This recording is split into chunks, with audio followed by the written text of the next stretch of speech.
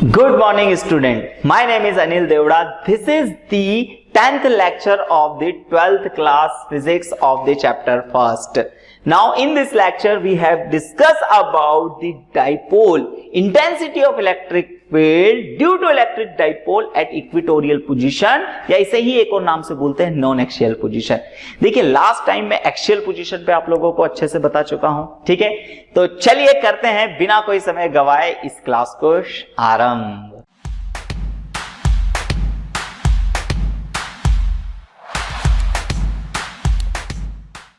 तो चलिए स्टूडेंट्स अब इसके आगे वाले पार्ट को अब समझते हैं बहुत अच्छे से, ठीक है। सबसे पहली बात तो intensity of electric field due to electric dipole at axial position. चलिए समझते चलिएगा बहुत अच्छे से।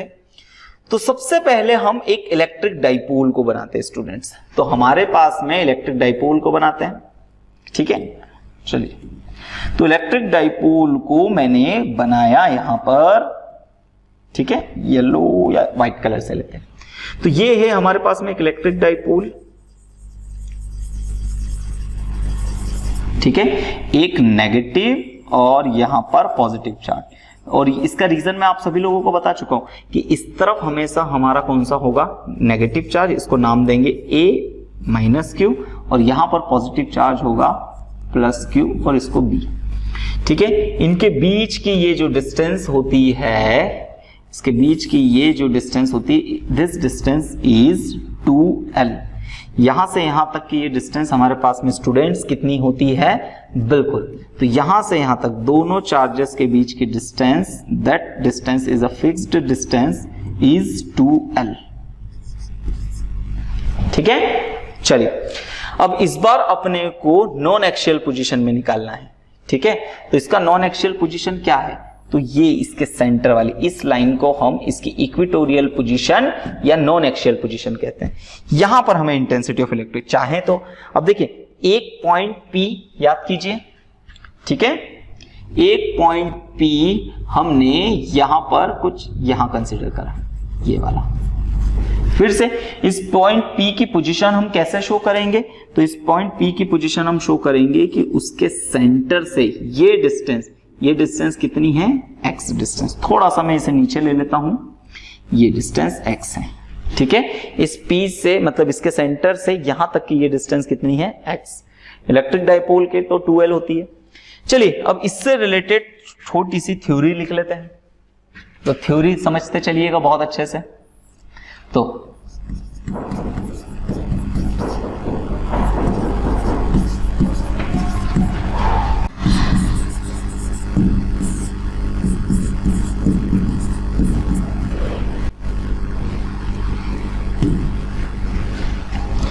चलिए स्टूडेंट्स, तो ये देखिए यहां पर क्या है, लेट AB फिर से क्या है, तो AB यहां पर है एक electric dipole. Let AB is a electric dipole which is made by minus Q and plus Q charges, both charges separated by 2L distance. अब एक पॉइंट को यहां रखा है, a point P is placed at, कहां पर रखा हुआ है, placed at x distance to centre of this dipole. इस डाइपोल के सेंटर से x डिस्टेंस पर है, ठीक है। एक और कौन सी पोजीशन पे, इक्वेटोरियल या इसे ही नॉन एक्सियल पोजीशन भी बोलते हैं। Now we have to find intensity of electric field at this point. इस पॉइंट के ऊपर अपने को intensity of electric field find करना है। चलिए स्टूडेंट्स अब इस डायग्राम को बहुत ध्यान से, क्योंकि इस पूरे डेरिवेशन में सबसे अहम भूमिका जो निभाएगा वो डायरेक्शन वाला पार्ट ही निभाएगा, ठीक है। चलिए अब समझते चलिएगा। तो सबसे पहली बात हमको मालूम है कि यहां पर अपन अगर एक पॉइंट टेस्ट चार्ज रखेंगे तो इसके बीच में फोर्स ऑफ अट्रैक्शन या रिपल्शन जो भी होगा वो इस लाइन के अलोंग लगेगा। फिर इसी तरीके से इसके ऊपर एक फोर्स इस लाइन के अलोंग लगेगा, ओके। चलिए अब यहां पर देखते चलिएगा बहुत अच्छे से कि सर किसके ऊपर फोर्स की डायरेक्शन कहां लगेगी, किस डायरेक्शन में लगेगी, ये सोचते चलना है। इमेजिन कीजिए स्टूडेंट, सबसे पहले इस A की वजह से, तो यहां पर हम टेस्ट चार्ज पॉजिटिव, छोटा सा टेस्ट चार्ज पॉजिटिव कंसीडर करते हैं, ये नेगेटिव। पॉजिटिव और नेगेटिव में क्या होगा, अट्रैक्शन होगा। इसका मतलब इसके ऊपर इस डायरेक्शन में एक फोर्स लगेगा, ठीक है, और ये फोर्स कौन सा होगा, ये फोर्स होगा अट्रैक्शन का फोर्स। बात सभी को समझ में, यानी इसके ऊपर इस पी पॉइंट के ए की वजह से इंटेंसिटी ऑफ इलेक्ट्रिक फील्ड की डायरेक्शन ये वाली होगी। बात सभी को समझ में, ठीक है। अब इसी तरीके से सोचिए पॉजिटिव और पॉजिटिव में यहां पर क्या होना है, तो बिल्कुल पॉजिटिव और पॉजिटिव एक दूसरे को रिपेल करेंगे, तो इसके ऊपर इंटेंसिटी ऑफ इलेक्ट्रिक फील्ड की डायरेक्शन क्या होगी। तो स्टूडेंट समझिएगा, इसके ऊपर इंटेंसिटी ऑफ इलेक्ट्रिक फील्ड की डायरेक्शन ये वाली नहीं होगी क्या, बिल्कुल, ठीक है, ये वाली। बात सभी को समझ में। अच्छा, इसका नाम अपन क्या रखेंगे, तो इसका नाम हम रखते हैं intensity of electric field due to point B. Okay, बहुत बढ़िया। अब इमेजिन और कीजिए स्टूडेंट्स कि यहां पर ये जो एंगल है, ये एंगल अपन थीटा कंसीडर करते हैं, तो चूंकि ये सेंटर से बन रहा है तो इक्विलेटर मतलब सॉरी सिमिलर ट्राइंगल बनेगा या सिमिलर एंगल्स दोनों तरफ क्रिएट होंगे, थीटा थीटा। अब बस यहां तक ये, अब सोचिए यहां पर इन दोनों इंटेंसिटी ऑफ इलेक्ट्रिक फील्ड का हमें वेक्टर एडिशन करना होगा, और वेक्टर एडिशन को मैं बहुत अच्छे से न्यूमेरिकल्स में स्टूडेंट्स डिस्क्राइब कर चुका हूं। तो यहां पर इन दोनों का वेक्टर एडिशन कैसे करेंगे, तो हम क्या करते हैं, यहां पर इन दोनों ही के हम निकालते हैं यहां पर कंपोनेंट। चलिए, तो कंपोनेंट निकालने के लिए सबसे पहले मैं कुछ लाइंस क्रिएट करता हूं, एक्सेस वाली लाइंस। तो ध्यान से देखिए, देखते जाइएगा, ये एक लाइन मैंने क्रिएट कर दी ऐसे, ठीक है, कुछ इस तरह से, ठीक है। अब आप इसे ऐसा मानिएगा कि देखते जाइएगा, ये हो गया एक्स एक्सिस, तो ये हो गया वाई एक्सिस। चलिए, मैं पहले भी आप लोगों को बता चुका हूं कि फोर्स का कंपोनेंट किस तरीके से करते हैं हम लोग। तो देखिए, जैसे हमारे पास में ये दो लाइंस हैं, यानी और एक फोर्स यहां कहीं ऐसा लग रहा है, इस फोर्स की वैल्यू मान लेते हैं 5। अब एंगल अगर यहां पर है इस लाइन के साथ, तो हम इसके दो टुकड़े कर सकते हैं। जिस लाइन के साथ थीटा टच है उधर हम लिख सकते हैं 5 cos थीटा, और जिस लाइन के साथ थीटा नहीं है उधर हम लिख सकते हैं 5 sin थीटा, ठीक है। इसी तरीके से इमेजिन कीजिए कि सर एक यहां पर है और इस बार थीटा यहां पर है, और ये है फोर्स, मान लेते हैं कोई ए नाम का। तो देखिए, इस तरफ क्या है, थीटा दिख रहा है, तो यहां पर जिस तरफ थीटा है उस लाइन के साथ इस ए का कॉस कंपोनेंट आएगा और इधर इस ए का साइन कंपोनेंट आएगा। तो बस यही कंपोनेंट यहां पर हमको करना है। तो उसके लिए सबसे पहले बात तो थीटा होना चाहिए। सर यहां तो थीटा कुछ नहीं दिख रहा है, लेकिन हम अगर बेसिक ज्योमेट्री की तरफ देखेंगे तो अगर ये एंगल थीटा है तो सिमिलर एंगल के थ्रू ये एंगल भी थीटा हो जाएगा। अच्छा, अब ये एंगल थीटा है तो यहां का ये सोचते जाइए, जो पैरेलल लाइंस को जब ऐसे लाइन कट करते हैं तो ये एंगल इक्वल, फिर इसी तरीके से पैरेलल लाइंस को अगर ऐसे, तो ये वाला एंगल अल्टरनेट इंटीरियर एंगल बोलते हैं। तो अल्टरनेट इंटीरियर एंगल के थ्रू यहां पर क्या होगा, ये एंगल यहां हो जाएगा। चलिए, अब इसके दो टुकड़े कर सकते हैं। देखिए, ये EB इधर जा रहा है, जिस लाइन के साथ थीटा टच है वहां पर इसका कौन सा कंपोनेंट आएगा, बिल्कुल, तो वहां पर आएगा उसका कॉस कंपोनेंट, यानी इसका एक कॉस कंपोनेंट इस डायरेक्शन में जाएगा, ठीक है। इसको मैं अलग लाइन से शो करता हूं, दैट इज अ ग्रीन, ठीक है। तो इसका एक कंपोनेंट यहां गया। अच्छा, इस कंपोनेंट का नाम क्या होगा स्टूडेंट्स, तो इस कंपोनेंट का नाम होगा, ये EB का था तो EB तो लिखेंगे ही लिखेंगे, और EB के साथ में cos थीटा। इसी का एक और कंपोनेंट जाएगा, जिस लाइन के साथ थीटा नहीं दिख रहा है तो उस लाइन के साथ एक कंपोनेंट ऊपर की तरफ जाएगा, और ये कंपोनेंट क्या होगा स्टूडेंट्स, बिल्कुल सही, तो दिस कंपोनेंट इज, तो इसका ये कंपोनेंट होगा EB साइन ऑफ थीटा। अब देखिए, इसका काम खत्म। याद रखिए, आपको ऐसा कट नहीं करना है, ये सिर्फ मैं बता रहा हूं, आपको एग्जाम में ऐसा कट नहीं करना है। इसका मीनिंग ये हुआ कि या तो मैं इस EB को देखूं या इसके दो कंपोनेंट को देखूं, बात एक ही है। इसी तरीके से अब EB के कंपोनेंट कर लिए, तो हमने अब EA के कंपोनेंट को भी करना है। चलिए, तो EA के कंपोनेंट को देखते हैं। तो इसका एक कंपोनेंट EA इन दो लाइंस के बीच में है, तो जिस लाइन के साथ थीटा है वहां पर एक कंपोनेंट इसका जाएगा और वो कंपोनेंट जाएगा और क्या बनेगा, तो बिल्कुल वो बनेगा ई ए कॉस थीटा, ये इस डायरेक्शन में। तो इसकी लाइन के ऊपर दो कंपोनेंट, ई बी का भी एक गया और ई ए का भी गया। अच्छा, फिर इसका एक कंपोनेंट और दिखेगा आपको स्टूडेंट्स, बिल्कुल, और वो कहां, ये इस लाइन पे, क्योंकि यहां पर आएगा एक, और ये कंपोनेंट क्या होगा, इस कंपोनेंट का नाम, बिल्कुल बिल्कुल बिल्कुल, तो ई बी ई ए कॉस थीटा, इस कंपोनेंट का नाम होगा ई ए साइन थीटा। याद रखिएगा ये क्या है, sine theta. I hope so students ये ड्रॉ बहुत अच्छी तरीके से समझ में आया होगा, क्योंकि सारा का सारा खेल इस ड्रॉ में ही छुपा है। अब हम इस ई ए को भी देखना बंद कर देंगे। याद रखिएगा एग्जाम में आप लोगों को इस तरीके से कट नहीं लगाना है, क्लियर, तो बहुत बढ़िया।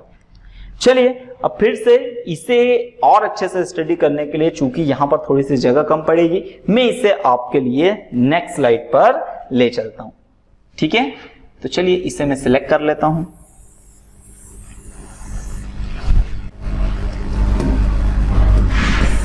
चलिए स्टूडेंट, तो अब यहां से इसकी वही सारी के सारा अब कैलकुलेटिव पार्ट करते हैं, ठीक है। इसका कैलकुलेशन वाला हिस्सा अब अपन करते हैं, ठीक है। चलिए स्टूडेंट, तो यहां पर देखते जाइएगा, ठीक है। मैं इस लाइन की थोड़ी सी जरूरत नहीं है, यहां इसे रफ कर देता हूं, ठीक है। वैसे बनी भी रहेगी तो कोई दिक्कत नहीं है। चलिए अब आगे समझते हैं, ठीक है। तो अब सबसे पहले चीज हम निकालते हैं वही वाला काम, क्या, intensity of electric field due to point A की वजह से इंटेंसिटी ऑफ इलेक्ट्रिक फील्ड। तो इसका फॉर्मूला क्या होगा, ई A is equal to 1 upon में 4 पाई एप्सिलॉन नॉट, ठीक है, क्यू, तो इसके ऊपर क्यू है, डिस्टेंस ए से लेकर पी तक की, तो डिस्टेंस कौन सी है, ए पी का स्क्वायर। अब इसकी डायरेक्शन किधर है, तो इसकी डायरेक्शन हम यहां बता सकते हैं, ठीक है। तो इस ई ए की डायरेक्शन ये वाली थी, ये वाली, तो किधर से किधर, पी से ए की तरफ, तो यहां पर हम लिखेंगे along P A direction, okay. तो डायरेक्शन वाला हिस्सा समझ में आया होगा। नाउ नेक्स्ट, अब हमारे पास में ये वाली बात आती है कि सर ये वाला जो है ए से लेकर पी तक की डिस्टेंस कितनी। तो स्टूडेंट थोड़ा सा दिमाग लगाइए, ट्राइंगल खेलिए। देखिए जैसे हमारे पास में इस तरीके का एक ट्राइंगल बन रहा है, यहां पर ये वाला एक तरफ वाला ले लेते हैं, यहां पर एंगल थीटा है, ये वाली वैल्यू x थी, ये वाली l, क्योंकि ये टोटल है 12 तो आधा l होगा। अब हम यहां से पाइथागोरस थ्योरम यूज करेंगे, तो h square is equal to P square plus B square, यानी ये वाली जो हो जाएगी हमारे पास हाइपोटेनियस क्या आ जाएगा, तो परपेंडिकुलर है एक्स स्क्वायर और एल स्क्वायर, स्क्वायर इधर जाके अंडर रूट, मतलब ये डिस्टेंस कितनी हो जाएगी, अंडर रूट में x square plus L square. तो चलिए अब इसमें सीधे हम यहां ही लिख देते हैं कि ये वाली डिस्टेंस कितनी होगी, under root of X square plus L square. ये डिस्टेंस कितनी होगी, under root of X square plus L square, ठीक है। तो ए से लेकर पी तक की डिस्टेंस कितनी बनना है, under root of X square plus L square, और इसका होल स्क्वायर, स्क्वायर से रूट कैंसल, यानी हमारे पास E A is equal to कितना होना, 1 अपॉन में 4 pi epsilon naught Q by X square plus L square, that is the equation first, ठीक है। इसे ब्रैकेट में यूज कर लेते हैं। चलिए अब यहां तक की हिस्सेदारी आप लोगों को क्वेश्चन में बहुत अच्छे से क्लियरिफाई हुई होगी कि कैसे ई ए निकाला अपन ने। अब सिमिलरली हम इंटेंसिटी निकालते हैं बी की वजह से, यानी intensity of electric field due to point B. अब इस बी की वजह से इंटेंसिटी ऑफ इलेक्ट्रिक फील्ड, तो सोचिएगा बी की वजह से इंटेंसिटी ऑफ इलेक्ट्रिक फील्ड कितना होगा, तो E B is equal to 1 upon में 4 पाई एप्सिलॉन नॉट Q, ठीक है, B की वजह से तो Q है P के ऊपर, तो यहां से यहां तक की ये डिस्टेंस कितनी होगी, तो ये डिस्टेंस होगी BP का स्क्वायर।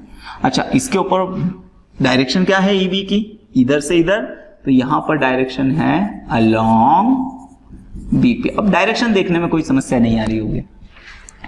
फिर से स्टूडेंट, अब B से लेकर P तक के डिस्टेंस, तो देखिए कोई सोचेगा कि सर यहां पर ये डिस्टेंस है, ये कैसे आई, तो ये दोनों सिमिलर ट्राइंगल हैं बिल्कुल, या कॉन्ग्रुएंट ट्राइंगल है, सारे एक दूसरे के इक्वल है, तो इसकी डिस्टेंस भी वही आएगी। अब आप जानते हैं कि सर फिर से हम इसकी वैल्यू अंडर रूट में रखेंगे, स्क्वायर से रूट कैंसल, तो सीधे मैं ये लिख देता हूं 1 अपॉन में 4 pi epsilon naught Q by X square plus L square. That is the equation second. अच्छा, अब फर्स्ट इक्वेशन और सेकेंड इक्वेशन को कंपेयर कीजिए कि सर जो फर्स्ट इक्वेशन है वही तो सेकेंड है, ये तो बिल्कुल सेम आ गई। इक्वेशन फर्स्ट किसके इक्वल हो गई, इक्वेशन सेकेंड के, तो यहां पर हम समझ सकते हैं सिंस इक्वेशन मतलब EA की वैल्यू किसके इक्वल हो गई, EB के। अच्छा, EA EB एक दूसरे के इक्वल हो गया, तो अब थोड़ा सा डायग्राम में दिमाग लगाइएगा बहुत अच्छे से। देखिए, अब यहां पर एक कंपोनेंट ऊपर की तरफ है EB साइन थीटा, नीचे का कंपोनेंट है EA साइन थीटा। अच्छा, साइन थीटा तो इक्वल है, EB और EA को हम इक्वल प्रूव कर चुके, मतलब ये वाली पूरी टर्म इस वाली पूरी टर्म के इक्वल नहीं हो गई, और ये वाला के ऊपर ये वाली टर्म की डायरेक्शन ऊपर की तरफ, ये वाली टर्म की डायरेक्शन, यानी ये दोनों एक दूसरे को क्या कर देंगे, कैंसल आउट कर देंगे। तो यहां पर हम लिख सकते हैं, बोले सर हम यहां पर क्या लिख सकते हैं, hence EB sin theta is cancel out by EA sin theta। समझ में आया? क्योंकि जितना इंटेंसिटी ऊपर, या जितना हम ऐसा कर सकते हैं कि सर कोई 5 न्यूटन के फोर्स से ऊपर खींचा, 5 न्यूटन के फोर्स से नीचे, पॉइंट कहां जाएगा, कहीं नहीं, वहीं रहेगा। तो यही हमने देखा, यहां पर कैंसल आउट हो गया। ठीक है, चलिए अब यहां पर देखेंगे सर ये दोनों कैंसल आउट नहीं होंगे, EB cos theta EA cos theta cancel out नहीं होगा, क्योंकि दोनों सेम डायरेक्शन, अब सेम डायरेक्शन में है तो दोनों को हम ऐड कर देते हैं। तो अब यहां पर हमारे पास नेट इलेक्ट्रिक फील्ड कितना होगा, नेट इलेक्ट्रिक फील्ड, तो नेट इलेक्ट्रिक फील्ड जो होगा स्टूडेंट्स वो E is equal to EA cos theta plus EB cos theta के इक्वल होगा। क्लियर? EA cos थीटा और EB cos थीटा एक दूसरे के इक्वल होंगे, मतलब ये प्लस के एडिशन के बराबर होगा। और हम जान चुके हैं अभी कि EB EA इक्वल है, तो मैं इसे ऐसा भी लिख सकता हूं EA cos theta plus EA cos theta, EB को EA के इक्वल, तो यहां से हमारे पास intensity of electric field 2EA cos theta हो जाएगा।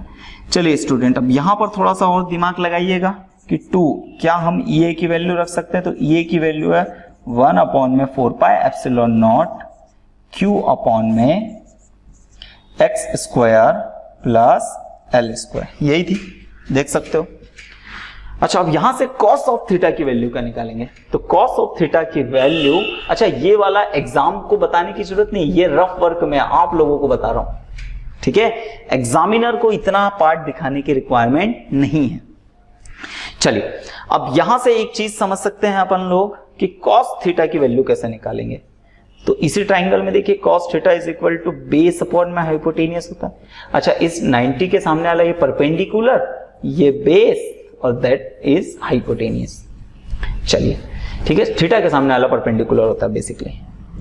तो हमारे पास बेस कितना है L, और हाइपोटेनियस कितना है under root X square plus L square. अच्छा, यहां पर क्या मैं इसको ऐसा लिख सकता हूं, cos ऑफ थीटा को हम ऐसा भी लिख सकते हैं 1 अपॉन में x square plus L square की होल पावर 1/2, क्योंकि रूट का मीनिंग क्या है, रूट का मीनिंग ही यही है कि जो वो है स्क्वायर रूट होता है वो, यानी उसकी पावर जो है वो हाफ होती है।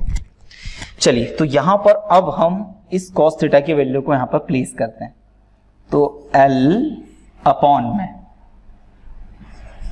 X square plus L square की होल पावर 1/2। ठीक है, चलिए अब और ध्यान से देखते जाइएगा। चलिए इसे थोड़ा सा मैं ऊपर कर लेता हूं क्योंकि हमें और बोर्ड की रिक्वायरमेंट लगनी है। चलिए तो ध्यान से सारी चीजों को अच्छे से देखते जाइएगा, समझते जाइएगा। अब हम इसे ऐसे लिख सकते हैं 1 अपॉन में 4 एप्सिलॉन नॉट 2QL 2QL। अच्छा नीचे सोचिए, ये बेस सेम है और हम जानते हैं बेस सेम है एक्स स्क्वायर एल स्क्वायर, तो पावर ऐड हो जाएगी। अब इमेजिन कीजिएगा सर इस पूरे ब्रैकेट की पावर अंदर मत जाइए, ब्रैकेट की पावर 1 और इस पूरे ब्रैकेट की पावर 2, बेस सेम है तो ब्रैकेट तो एक बार और पावर ऐड हो जाएगी, और हम 1 प्लस 1/2 को ऐड करेंगे तो दैट इज 3/2, यानी इस पूरे की पावर कितनी आनी है 3/2। ओके, अब 3/2 आनी है। फिर से अब हम एक चीज जानते हैं क्या, कि P इज इक्वल टू क्या होता है स्टूडेंट 2QL, यानी intensity of electric field 1 upon में 4 epsilon not 2QL is equal to क्या हो जाएगा P इलेक्ट्रिक डाइपोल मोमेंट और नीचे x square plus L square की पावर 3/2। नाउ अब हम एक फिर से वही कंडीशन लगाते हैं, और वो कंडीशन क्या है कि x is much greater than by l, therefore l square will be 0।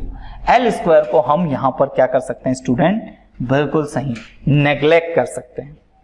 ठीक है, चलिए अब ध्यान से देखते जाइएगा। जैसे ही अपन ने नेग्लेक्ट करेंगे तो यहां पर इंटेंसिटी ऑफ इलेक्ट्रिक फील्ड कितना होगा 1 अपॉन में 4 एप्सिलॉन नॉट P, नीचे क्या हो जाएगा एक्स स्क्वायर, एल स्क्वायर को तो नेग्लेक्ट कर दिया तो 2 से 2 कैंसिल, यानी intensity of electric field 1 upon में 4 epsilon not P by x cube. Unit क्या आएगी इसकी, तो इसकी यूनिट आएगी newton per coulomb. Intensity of electric field की unit newton per coulomb, last topic में हम देख चुके हैं। अब मेन चीज क्या है कि सर ये तो मैग्नीट्यूड निकला, डायरेक्शन भी तो इसकी बताना पड़ेगी। तो चलिए डायरेक्शन के लिए चलते हैं फिर से उसके डायग्राम के ऊपर। ठीक है, तो डायरेक्शन के लिए चलते हैं इसके डायग्राम के ऊपर। थोड़ा सा इस डायग्राम के ऊपर ध्यान दीजिएगा स्टूडेंट। अच्छा, अब इस डायग्राम में फिर से इलेक्ट्रिक डाइपोल मूवमेंट की डायरेक्शन किधर होती है, तो इलेक्ट्रिक डाइपोल मूवमेंट की direction negative charge to positive charge, मतलब ये आएगी किसकी direction, electric dipole movement P की डायरेक्शन। ठीक है, अच्छा net intensity of electric field की, इसने तो इसको कैंसिल कर दिया था, सारा का सारा इफेक्ट इधर नहीं बचा, यानी sir net intensity of electric field की डायरेक्शन ये आई। तो ये देखिए P के कैसी डायरेक्शन में है, अपोजिट डायरेक्शन में। तो इस बार इंटेंसिटी ऑफ इलेक्ट्रिक फील्ड जो है वो डाइपोल मूवमेंट के अपोजिट डायरेक्शन में है, यानी इसकी डायरेक्शन को हम किस तरह से लिखेंगे, the direction of electric dipole, the direction of intensity, the direction of intensity of electric field, the direction of intensity of electric field is opposite the direction of dipole moment। बात सभी को समझ में आई? तो ये हिस्सा बहुत अच्छे से याद रखिएगा। अच्छा, अब थोड़ा सा फॉर्मूले वाइज क्या हम दोनों को कंपेयर कर सकते हैं, तो बिल्कुल चलिए इसे कंपेयर करने के लिए मैं नेक्स्ट स्लाइड पे ले चलता हूं आपको। अच्छा, अब सोचिएगा intensity of electric field axial position पे हमारे पास में कितनी आई थी, तो एक्सियल पोजीशन पे क्या आया था हमारे पास इंटेंसिटी ऑफ इलेक्ट्रिक फील्ड का फॉर्मूला, तो वो था 1/4πε0 और 2p/x³ था। अच्छा, नॉन एक्सियल जो जस्ट अभी करा अपन ने, नॉन एक्सियल पोजीशन का क्या आया था इंटेंसिटी ऑफ इलेक्ट्रिक, 1/4πε0 p/x³। अच्छा, यहां पर क्या था कि E एंड P इनकी डायरेक्शन कैसी थी, तो ये थी सेम डायरेक्शन में, ठीक है। और यहां पर क्या आया था, E एंड P इनकी डायरेक्शन कैसी थी, एक दूसरे के अपोजिट डायरेक्शन थी। आया सभी को समझ में? इससे एक चीज पता चले, सबसे पहले बात तो अगर मैग्नीट्यूड वाइज देखें तो एक्सियल मूवमेंट में एक्स्ट्रा 2 आ रहा है, मतलब एक्सियल मूवमेंट में जो डाइपोल मूवमेंट होता है और एक्सियल मूवमेंट में जो इंटेंसिटी आती है वो इसके डबल होती है। इसका मतलब हम ऐसे लिख सकते हैं कि इंटेंसिटी ऑफ इलेक्ट्रिक फील्ड कौन सी एक्सियल पोजीशन में, वो 2 टाइम्स होती है इंटेंसिटी ऑफ इलेक्ट्रिक फील्ड के नॉन एक्सियल पोजीशन में। बात सभी को समझ में आई? ठीक है, तो ये एक हिस्सा बहुत अच्छे से याद रखिएगा कि intensity of electric field eight axial position is 2 times the intensity of electric field at non-axial position. Both are due to electric dipole. ठीक है, याद रखिएगा सारे का सारा मैग्नीट्यूड वाइज, डायरेक्शन की बात नहीं कर रहे हैं हम यहां पर। डायरेक्शन तो इनकी E और P की सेम और इसमें अपोजिट डायरेक्शन में होता है, ठीक है। तो ये था स्टूडेंट हमारा प्रीवियस, ये सारा का सारा आप सभी लोग अच्छे से समझ चुके होंगे। थोड़ा सा मैं इसे छोटा करके एक साथ एक स्लाइड पे ले आता हूं, ठीक है। तो हो सकता है थोड़ा सा देखने में आप लोगों को यह छोटा सा दिखे, लेकिन ये सारा का सारा आप पूरा एक साथ इसे पढ़िएगा, क्योंकि ये बहुत अच्छे और खास डेरिवेशंस होते हैं जो एग्जाम पॉइंट ऑफ व्यू से बहुत इंपॉर्टेंट होते हैं, ठीक है। तो चलिए स्टूडेंट, एक्सियल भी पोजीशन बता दी, नॉन एक्सियल भी मैंने आप लोगों को बता दी है। तो कैसी लगी आपको क्लास, कमेंट करके जरूर बताइएगा। साथ ही साथ में वीडियोस अगर अच्छे लग रहे हो तो प्लीज प्लीज प्लीज आप चैनल को सब्सक्राइब कीजिएगा, और साथ ही साथ में वीडियोस को ज्यादा से ज्यादा अपने स्टूडेंट्स दोस्तों के बीच में शेयर जरूर कीजिएगा। चलिए आज की क्लास को यहीं पर समाप्त करते हैं। बहुत बहुत धन्यवाद आप सभी का। जय हिंद, जय भारत।